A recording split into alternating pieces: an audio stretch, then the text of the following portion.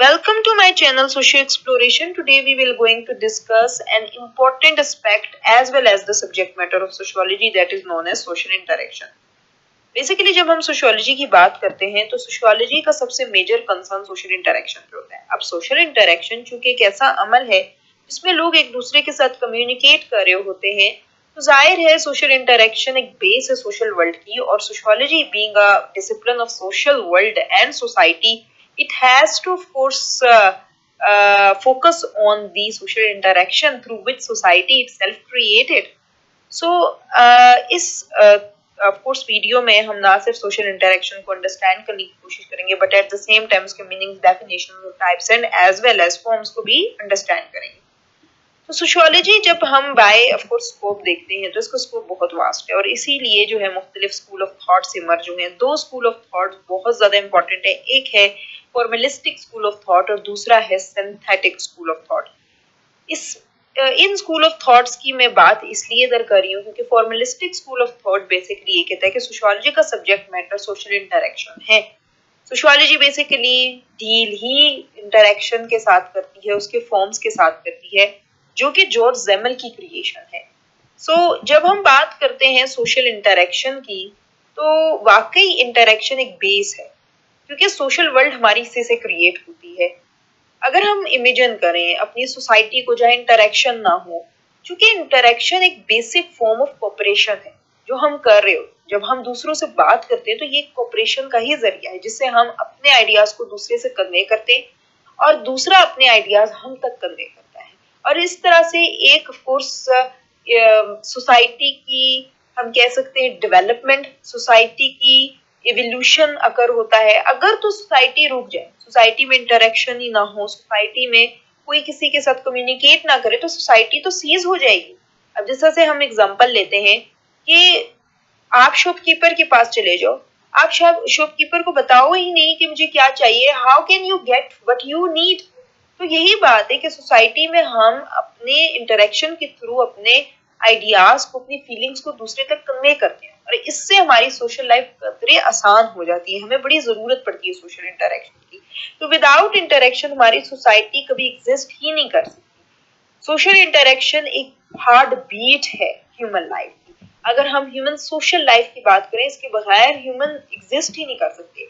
इसीलिए तो बोला गया है human is a social animal, क्योंकि वो जो है हमेशा इंटरेक्शन के थ्रू एक दूसरे के साथ रिलेशनशिप डेवलप करते हैं। अब आ जाए मीनिंग्स एंड डेफिनेशंस के ऊपर। सबसे पहले देख लें, social interaction is a process by which men interpenetrate the mind of each other. It is a very good definition which was given by Dawson. Basically ये डेफिनेशन ये बताती है कि सोशल इंटरेक्शन एक प्रोसेस है, मींस ये ongoing होता रहता है। हम अपने डे टू डे रूटीन में हर वक्त बात करते हैं। अभी मैं इस वीडियो के थ्रू आप तक कन्वे कर रही हूँ कोई इम्पोर्टेंट बात, तो इवेंचुअली ये भी एक तरह से एक प्रोसेस ही है जो कि मैं कर रही हूँ। तो ये प्रोसेस है जिसके थ्रू क्या किया जाता है, मैन इंटरपेनिट्रेट करते हैं एक दूसरे की थिंकिंग को, एक दूसरे के माइंड को। तो यानी कि जब हम दूसरे से बात कर रहे थे तो उसमें जो हमारी बात होती है वो दूसरे के माइंड को अफेक्ट करती है, उसको इन्फ्लुएंस करती है। तो इस डेफिनेशन में ये डिफाइन।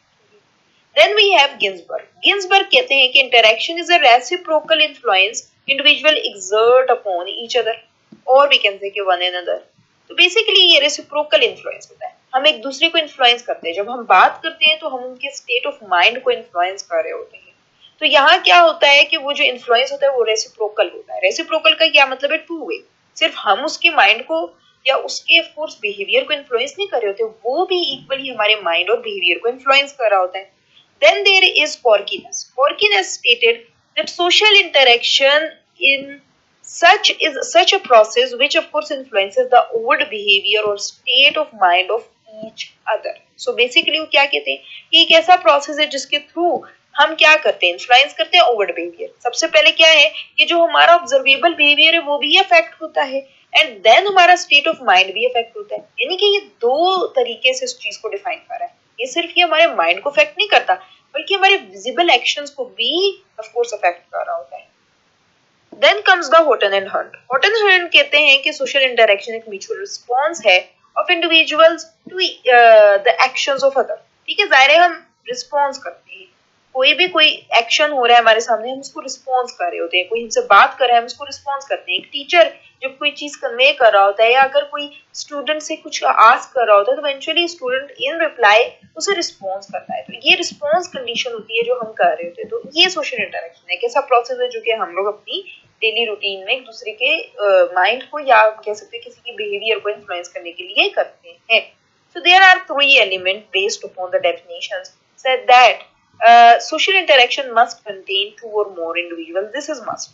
ठीक है, ये जाहिर है आपका इंटरेक्शन वन साइडेड नहीं हो सकता, हमेशा ये रेसिप्रोकल होता है। इसमें दो या दो से ज्यादा लोगों का होना बड़ा जरूरी है ताकि वो एक दूसरे के साथ कम्युनिकेट करें, एक दूसरे के माइंड को इन्फ्लुएंस करें और मोस्ट इम्पोर्टेंटली एक दूसरे के एक्शंस को भी इन्फ्लुएंस करें।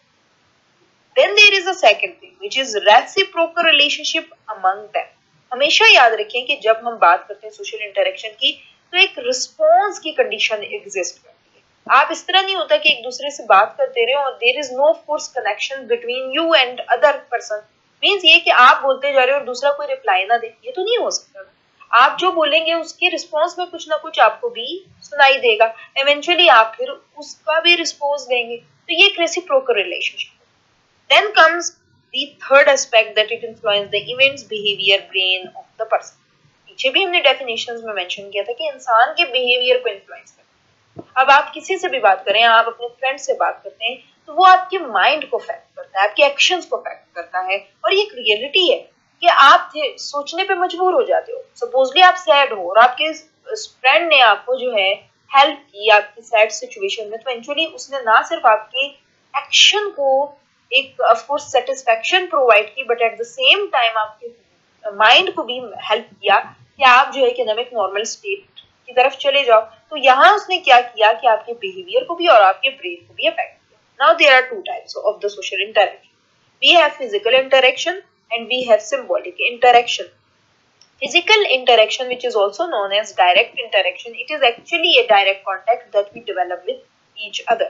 So basically जब हम किसी से हैंडशेक करते हैं या ऑफ कोर्स साथ गेम्स खेल रहे होते हैं या किसी को हक कर लेते हैं या बॉक्सिंग कर रहे होते हैं, रेसलिंग कर रहे होते हैं, beating biting, all these examples of the physical interaction, क्योंकि इसमें फिजिकल एक्शंस इन्वॉल्व हो जाते हैं इसलिए इसको फिजिकल इंटरेक्शन कहते हैं। Then we have symbolic interaction. Symbolic interaction वो एक्शन है जिसमें हम एक दूसरे के साथ मीनिंग शेयर कर रहे होते हैं, सिंबल्स को शेयर कर रहे होते हैं। इसमें हम अपने फिजिकल ऑफ कोर्स एक्शंस का इस्तेमाल नहीं करते बल्कि लैंग्वेज का इस्तेमाल करते हैं। ये सबसे ज्यादा कॉमन मेथड है जो कि हम अपनी डे टू डे रूटीन में यूज करते हैं।